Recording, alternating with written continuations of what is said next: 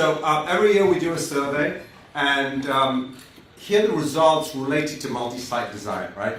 Visibility, bug management, remote site performance are the recurring concerns for everyone who does multi-site. What we're seeing though is that a lot of people are adding more sites, and they're trying to decide how they manage those sites, whether they build infrastructure at those remote sites or they work through a centralized structure by saying we have 4 or 5 different data centers in each different time zone. Look at the top 4 functions that are required for multi-site design.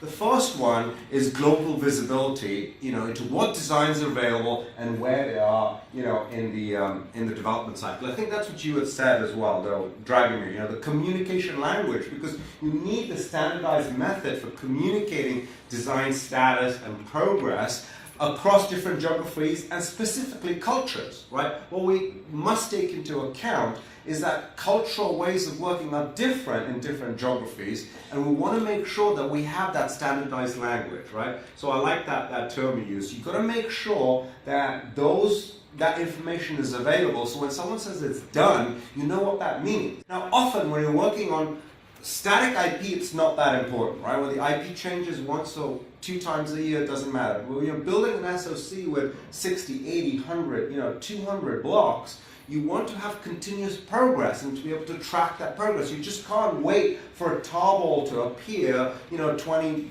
days later. You want to see, well, here I've only got abstract views, I've got glass box views, I've got all these different views. I want to be able to start using them. I want to have some consistency between them. So it's very important that you can, see the status as it's progressing.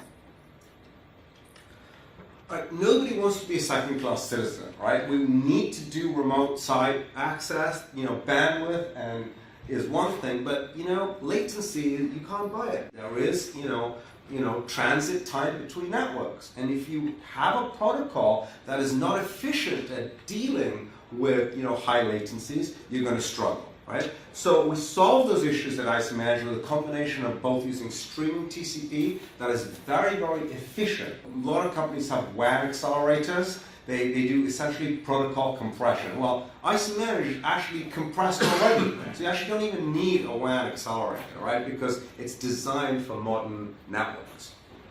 And we also have our latest technology, Smart Edge, and it gives you an edge server that decouples many operations from the master server so that you can be decoupled. Now, if you're integrating IP from a number of different sources, right, people have traditionally relied on saying, oh, we've got to use latest.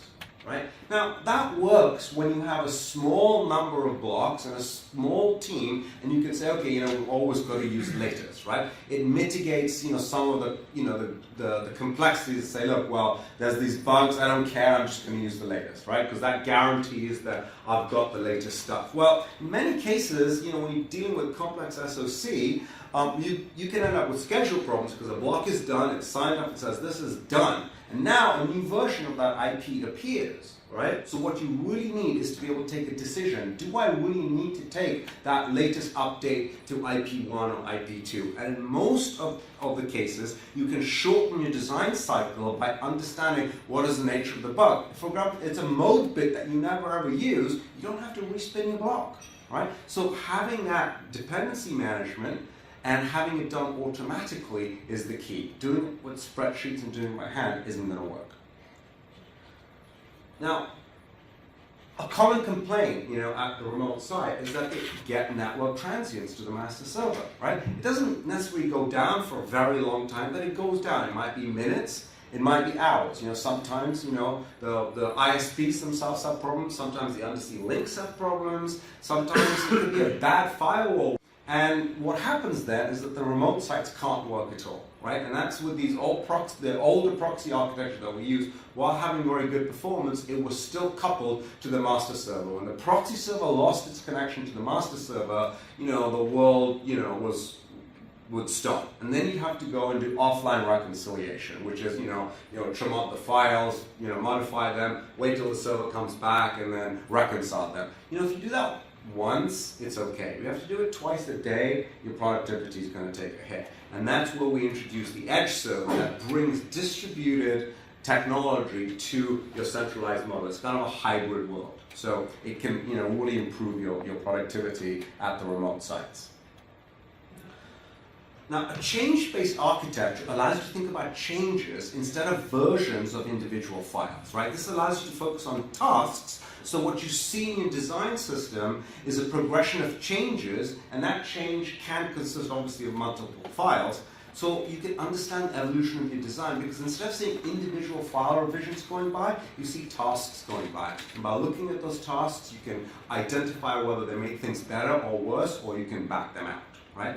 And we also guarantee that those files, when submitted, are submitted atomically, so that you get them as a guaranteed chunk, so that if half the files fail to transfer because of a network transient, you don't get incomplete status, which is what drives a lot of people crazy. So this thing was DRC clean. I checked in 452 files from my edit in place hierarchy, and only 418 made it. Right? Well, suddenly everyone thinks it's DRC clean, but it isn't.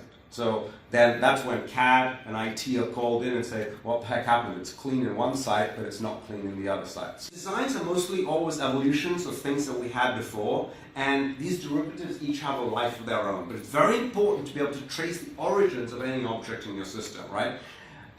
Because not only do we want to understand who made a specific change, we want to trace the bugs. If you use Unix copies, right, and the bug was found after you made the copy, you don't get notification of that.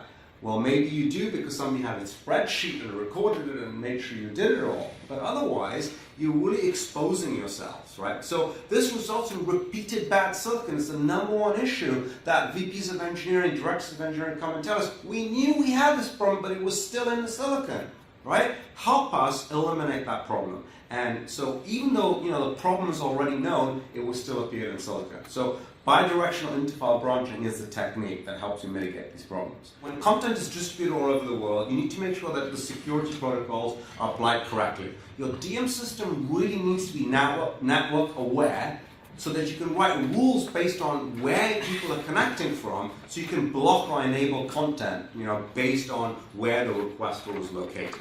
And if you use Unix permissions in your workspaces, your repository to manage security, your granularity is limited to directories and Unix groups, which can be really tedious, right? However, in the IC Manage ARMA system, not only can you control access by user, group, or network, you can also grant access based on file type or file name, and you can also control the actions or roles that users are allowed to do. You can say, only this set of guys can make workspaces, only these sets of guys can make releases, only these sets of guys can create new projects. Thank you very much.